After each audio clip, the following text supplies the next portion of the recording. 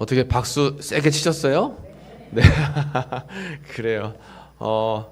방속회를 제가 이제 인도하고 있어요. 그래서 우리 방속도원들 자주 만나는데 우리 방속회 좀 잠깐 소개를 좀 이제 해볼까요? 우리 김복승 원사님이 속장님이신데 연세가 이제 89세세요. 근데도 굉장히 열심히 잘하시고 지금도 돌아오시고는 싶은데 딸이 조금 더 있다가라고 그러셔서 지금 이제 대전에서 이제 머물고 계신데 이제 돌아오실 예정이 있습니다. 이렇게 있고 우리 김영희 권사님은 연세가 몇 살이시냐면 이제 한 달만 지나면 9학년 4반이 되세요. 그렇게 안 보이시죠? 네, 지금은 이제 9학년 3반이세요. 9학년 3반. 이거 대단하세요. 우리 김영희 권사님도 그렇고 김계영 권사님도 계시고 다들 건강하셔서 얼마나 감사한지 몰라요. 그래서 감사하게 이렇게 건강하시면서 믿음 생활 잘하고 계십니다. 우리 김영희 이제 권사님은 여러분도 아시겠지만 이제 뒤늦게 예수님 믿고 교회 나오셨잖아요.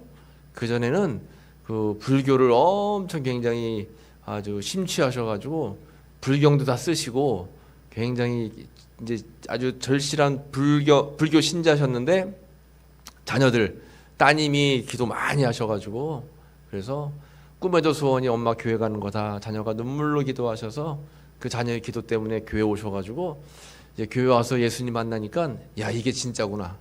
진짜인지 아신 거예요. 지금은 얼마나 은혜 가운데 믿음이 좋으신지 몰라요. 그래서 모든 게 다 주님 뜻대로 되는 거라고 매일 말씀하시는 거예요. 믿음 생활 지금도 얼마나 열심히 잘하시는지 몰라요. 우리 감사하죠, 우리 김영희 권사님. 네, 열심히 하시라고 박수 한번 하겠습니다, 우리 김영희 권사님. 네, 네, 이게 따님이 뭐 드시라고 가져오시면 냉장고에 저 주시려고 묵혀두지 마시고 빨리 드세요.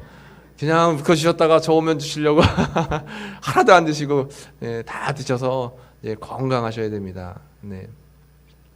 우리 김상원 집사님은 그냥 솜씨가 좋고 또 활달하셔가지고 이상한 집사님은 활달하셔서 여기저기 뭐 김장도 다 다니시고 얼마나 이것저것 열심히 잘하시는지 몰라요. 지금도 속회 열심히 참여하시고 얼마나 감사한지 모릅니다. 우리 이상한 집사님 진짜 일꾼이세요. 일꾼이십니다. 그리고 우리 박순호 집사님은 여러분 아시는지 모르겠지만 지금 3주 교회에서 철야 기도 중에 계세요. 교회에서 저녁에 꼭 오시면 이제 이명자 집사님과 같이 기도하시다가 이명자 집사님은 시간 되시면 이제 돌아가시고 우리 박순호 집사님은 밤새 철야 기도하십니다. 교회에서. 얼마나 감사해요, 여러분. 요즘 시대 이제 철야 기도하시는 분들이 많지 않잖아요. 옛날에는 막 산기도 가가지고 밤새 진짜 철야하고 나무 뿌리 뽑고 막 그랬다 그러는데 근데 그런 이야기들이 옛날 이제 호랑이 담배 피적 시절 얘기로 다 되어버렸는데 이렇게 기도하시는 분들이 계셔서 우리 교회가 든든하게 세워져 가는 거고 영혼들이 돌아오는 거고 이제 그렇습니다. 오늘 말씀에도 나오지만 이제 우리는 자다가 뭐가 된 거예요? 깰 때가 된 겁니다. 자다가 깨라고 하는 말은 깨어서 뭐 해라? 기도하라 하는 거예요. 기도하라. 그래서 우리 집사님 같이 기도하시는 분들이 계셔서 얼마나 감사한지 몰라요. 제가 너무 방송만 자랑했나요? 네, 다른 속회 할 때도 제가 한번 자랑해 보도록 하겠습니다. 그래요, 감사합니다. 오늘은 이제 대림절 기다림이라는 주제로 해서 4주 동안 이 대림절에 대한 말씀을 시리즈로 해서 여러분들에게 전하게 될 텐데 오늘은 첫째 날로 자다가 깰 때가 되었으니 라는 제목으로 함께 말씀을 나누도록 하겠습니다. 우리 옆에 분들하고 사랑합니다, 축복합니다 인사해 볼게요. 사랑합니다, 축복합니다. 사랑합니다, 축복합니다. 우리가 겨울에도 씨를 뿌리는 사람이 되어야 된다고 말씀 나눴죠? 그래서 어떤 씨 뿌리라고 했어요? 축복의 씨. 그래서 그냥 사랑합니다, 축복합니다, 당신은 잘 될 겁니다, 하나님의 은혜가 충만할 겁니다. 여러분 할 수 있는 한 입을 열어서 축복하는 말을 해야 돼요. 축복하고 또 복음의 씨앗을 전해야 되는 거예요. 복음의 씨앗. 예, 교회 자랑하고 예수님 자랑하고 항상 은혜가 충만한 삶을 살게 되면 겨울에도 씨 뿌리는 사람이 되는 겁니다.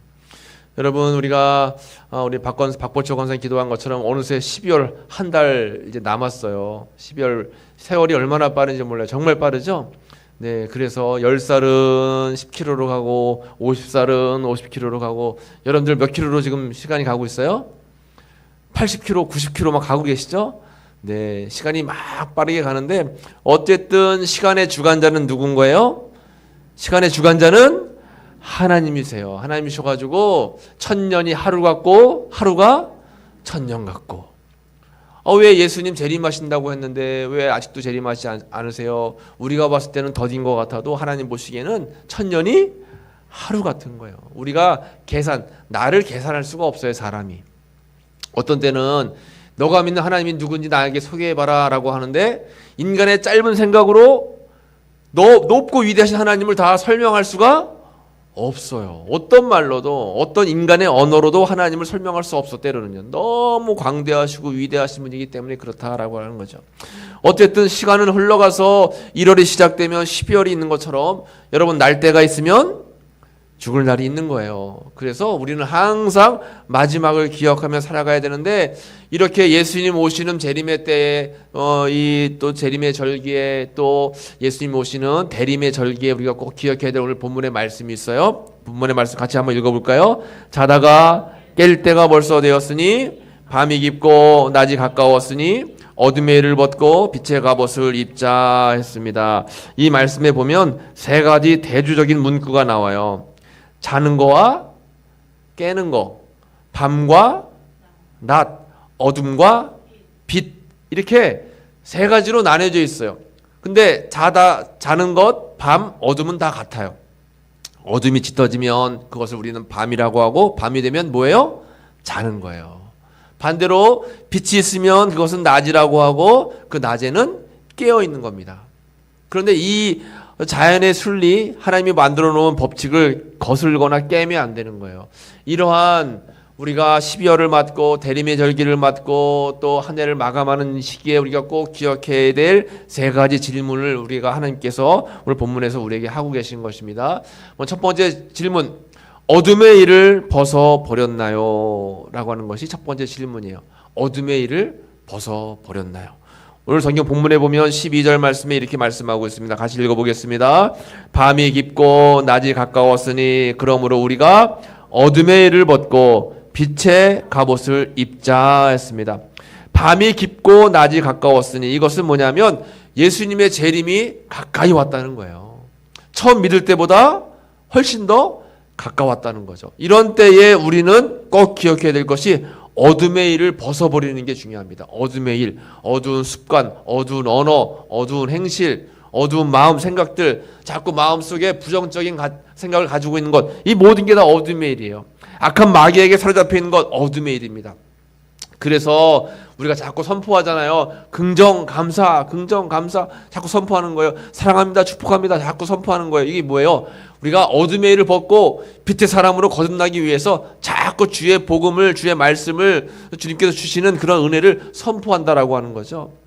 근데 악한 마귀 사단은 반대로 자꾸 어둠을 주는 거예요. 해도 안 돼. 그것밖에 안 되잖아 하면서 자꾸 부정적으로 또 안 된다라고 좌절을 주고 마음 가운데 어둠을 심어주는 것이 악한 마귀 사단의 역할이라고 하는 것입니다. 그러므로 어둠을 벗어버리고 우리는 빛의 갑옷을 입어야 돼요. 빛의 사람이 되어야 됩니다. 특별히 어둠의 일이 뭐냐? 오늘 본문 13절에 보면 낮에와 같이 단정히 행하고 방탕하거나 술 취하지 말며 음란하거나 호색하지 말며 다투거나 시기하지 말고 이렇게 표현하고 있어요. 이런 것들을 우리는 어둠이라고 이야기하는 겁니다. 어둠. 방탕하고 술 취하고 음란하고 호색하고 다투고 시기하고 이런 모든 것들이 다 어둠에 관련된 일이에요. 이런 것들을 우리는 벗어버려야 되는 거예요. 단정히 행해야 되는 것입니다. 그런데 이것이 사람 마음대로 사람 뜻대로 안 돼요. 어둠은 물러가게 하려면 뭐가 필요해요? 빛을 비치면 되는 거예요. 어둠을 없애려고 하는 것이 아니라 빛을 비치면 됩니다. 내 마음속에 자꾸 우울하고 어두워요? 그러면 우울하고 어두움을 치료하려고 하기 전에 뭘 비치면 되는 거예요? 예수님의 빛을 비치면 어두움은 물러가는 겁니다. 그런데 그 빛을 비치려고 하지 않고 자꾸 어둠을 씻어내려고 하니까 어둠을 씻기가 어려워요. 사람의 힘으로는 어둠이라고 하는 것을 씻기가 어렵습니다. 그래서 예수님의 빛이 우리에게는 필요하다라고 하는 것입니다. 그래서 우리는 우리 스스로에게 늘 항상 질문을 해야 되는 거죠. 나는 어둠의 일을 벗어버렸는가? 나는 어둠의 일을 얼마나 벗어버렸는가? 이러한 질문을 끊임없이 우리 스스로에게 해야 된다라고 하는 것입니다. 두 번째 질문이 있습니다. 두 번째 질문은 깨어 기도하고 있나요? 깨어 기도하고 있나요? 여러분 얼마나 기도하고 계십니까?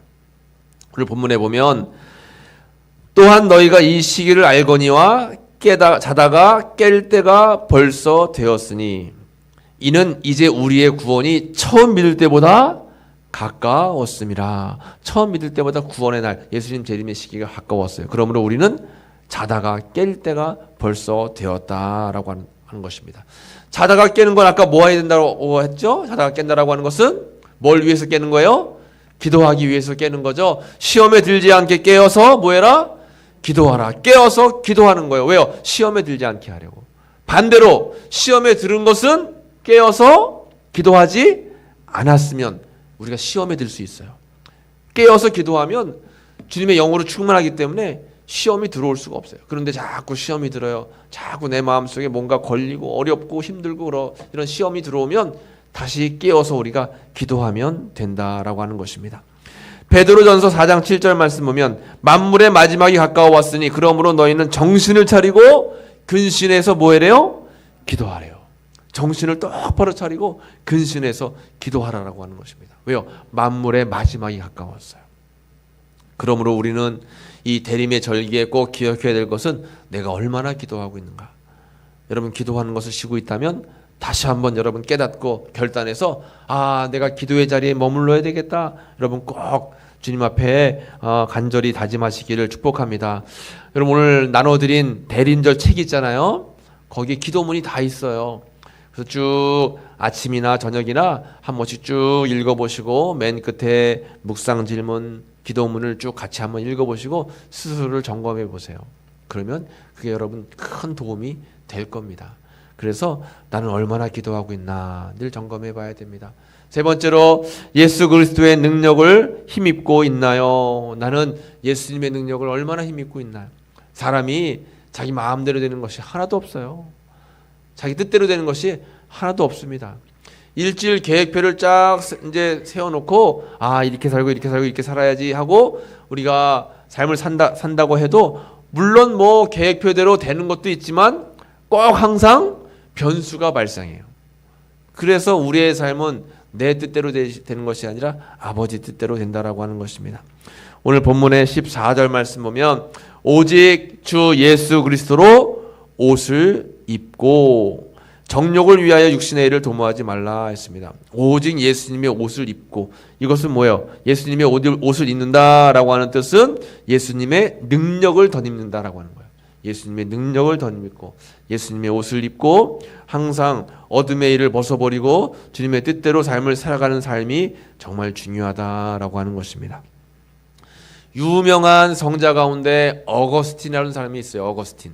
어거스틴은 얼마나 성자였는지 이름 앞에 성자를 붙이죠. 성 어거스틴이라고 이야기합니다. 근데 이 사람이 굉장히 방탕한 사람이었어요. 이제 집에 있을 때는 어머니 모니카의 기도를 받고 신앙생활을 잘 했는데 이제 커서 집을 나가서 혼자 생활하려고 그렇게 고향을 떠났다가 친구들 잘못 사귀고 세상에 빠져가지고 맨날 술 취하고 또 온전치 못한 그러한 교제를 하고 만남을 갖고 그래가지고 굉장히 타락을 했어요. 어머니는 포기하지 않고 날마다 이 아들을 위해서 기도하는 겁니다. 기도하고 또 기도하고 기도해서 교회로 돌아왔는데 이 교회로 돌아왔는데도 그 세상적인 습관을 한 번에 벗어버리는 게 어려운 거예요. 예배를 드리고 나서 또 다시 세상에서 또 술 취하고 방탕하고 방황하는 거예요. 그러다가 어느 날 그가 무화과 나무 밑에 있는데 하나님의 임재가 강력하게 나타났어요. 하나님의 임재가 강력하게 나타나면서 그에게 말씀이 임했는데 그 말씀이 뭐냐면 로마서 13장 14절이에요. 오직 주 예수 그리스도로 옷 입고 정욕을 위하여 육신의 일을 도모하지 말라. 이 하나님의 음성이 들린 거예요. 거기서 이 어거스틴은 완전히 고꾸라지고 새로운 사람으로 변화받게 되었어요. 결국은 하나님께서 쓰시는 당대의 위대한 인물이 됐는데, 이것은 그가 노력해서 된 것도 아니고 하나님의 전적인 은혜이지만 어머니가 쉬지 않고 포기하지 않고 끝까지 이를 위해서 기도했다라고 하는 것입니다. 특별히 이런 말씀을 들으면서 우리는 꼭 기억해야 될 그런 말씀이 한 구절 있는데, 스가랴서 4장 6절 말씀이에요. 우리 한번 같이 읽어볼까요? 이는 힘으로 되지 아니하며 능력으로 되지 아니하고 오직 나의 영으로 되느니라. 아멘. 이는 뭐로 안 된대요? 힘으로 되지 않는 거예요. 이는 능력으로도 되지 않아요. 오직 하나님의 영으로 가능한 거예요. 그러니까 여러분들의 남은 인생, 또 남은 이 모든 삶을 주님께 다 전적으로 맡기고, 하나님, 나는 내 힘으로 살아갈 수 없습니다. 나는 능력도 되지 않습니다. 그러나 주의 영이 임하고 주님의 영이 함께 하시면 나는 언제든지 무슨 때든지 하나님께 쓰임받는 그러한 삶을 살아갈 수 있는 줄로 믿습니다. 여러분, 기도하시면서 전적으로 주님을 의지하시는 귀한 삶이 되시길 바랍니다. 마지막으로 보시면 로마서 13장 11절, 구원이 처음 믿을 때보다 가까웠음이라 했어요. 12월을 보내는 이때 우리가 꼭 기억해야 될 말씀이에요. 구원이 예전보다 가까워왔다. 우리는 이 시기를 꼭 알아야 된다. 그래서 자다가 깨야 된다라고 하는 것입니다. 오늘 말씀의 제목처럼 이제 자다가 깰 때가 되었으니, 여러분 삶 속에 여러 가지 부분이 어둠의 역할, 어둠의 삶, 또 잠자는 그런 영적인 상태에 있다라면 다시금 깨닫고 깨어서 주님을 바라보고 주님을 의지하고 주님께서 베풀어 주실 약속의 말씀을 생각하며 나아가는 이런 대림절기가 되시기를 간절히 축복합니다. 기도하겠습니다. 하나님 감사합니다. 오늘도 우리가 귀한 주일 주님의 성전에서 오전으로 오후로 함께 예배드리며 주님의 은혜의 말씀을 나누게 하시니 감사합니다. 하나님, 대림절기에 우리가 꼭 기억해야 될 말씀, 이젠 자다가 깰 때가 되었다. 아버지, 빛의 갑옷을 입고 예수님의 옷을 덧입어서 이 세상의 모든 정욕들을 다 벗어버리고 오로지 주님의 은혜 가운데 살아가는 저희들의 삶이 될 수 있도록 주님 인도해 주옵소서. 이는 힘으로 되지 않고 능으로 되지 않고 나의 영으로 된다라고 말씀하신 그 하나님의 말씀을 기억하면서 오직 주님만 바라보고 의지하고 주님의 때가 가까이 왔음을 기억하면서 매 순간순간마다 은혜 충만, 예수 충만, 말씀 충만으로 살아가는 저희들의 귀한 삶이 될 수 있도록 주님 은혜 베풀어 주옵소서. 감사와 영광 올려드리며 예수님의 이름으로 간절히 기도하옵나이다. 아멘. 교회 소식을 잠시 말씀드리겠습니다. 내일 사회평신도부에서 이제